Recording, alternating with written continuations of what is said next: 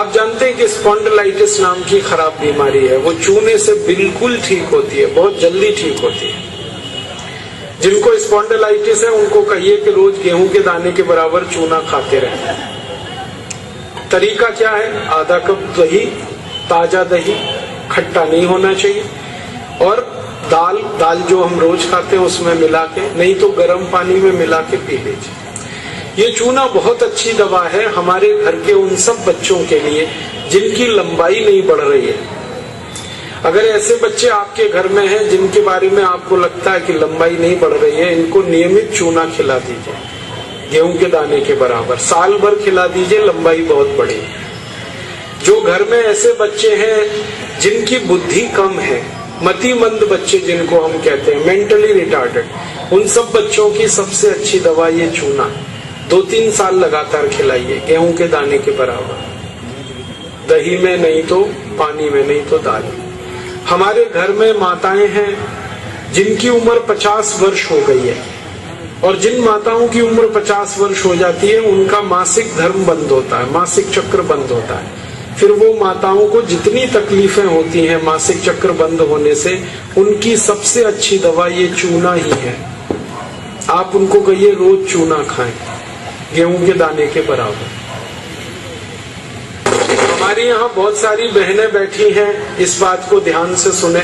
घर में हमारी सभी बहनें और माताएं जो मासिक धर्म की समस्या से परेशान हैं, उनका मासिक धर्म समय से नहीं आता है तो बहुत खून आता है, या उसमें कई बार समय बहुत लगता है, इन सब मासिक धर्म की बीमारियों में दर्द बहुत होता है।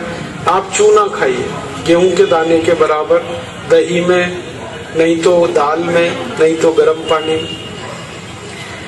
ये जो चूना है ना, ये बहुत अद्भुत दवा है उन सभी मरीजों के लिए जिनको पीलिया होता रहता है, अक्सर जॉन्डिस।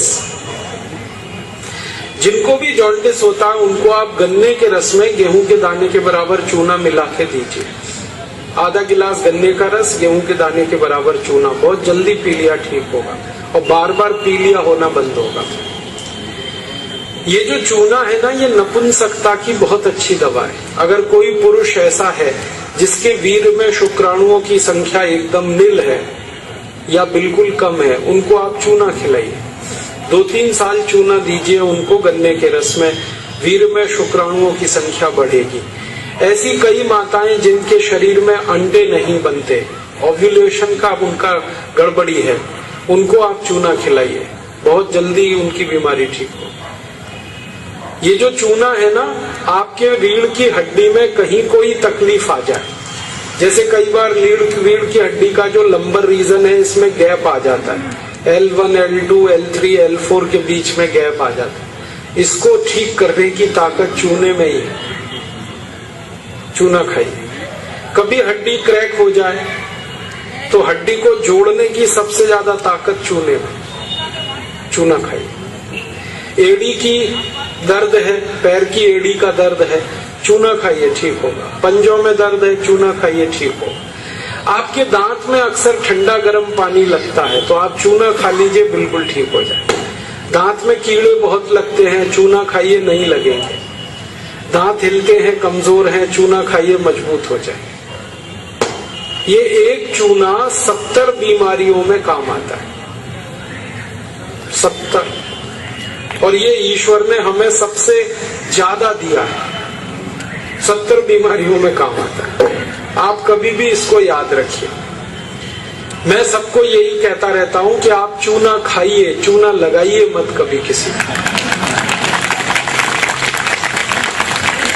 ये चूना लगाने के लिए नहीं है, खाने के लिए। और ये चूना हम खाएं तो 2 ही बातें याद रखनी है। पत्थर वाला खाना है, पत्थर वाला चूना एक आता है, एक सीप वाला भी आता है, तो सीप वाला नहीं खाना, पत्थर वाला। और यही चूना है पत्थर वाला जो पान की दुकान में मिलता है, तो वहां से आप कभी भी ले सकते हैं, इसे याद रखिए। बस एक ही व्यक्ति चूना ना खाए, एक सावधानी है इसमें। जिनको पथरी की बीमारी है, जिनको गॉल ब्लैडर स्टोन है, वो चूना ना खाएं। जिनको किडनी स्टोन है वो चूना ना खाएं। जिनको मूत्रपिंड में पत्थर है वो चूना ना खाएं, बाकी सब खाएं।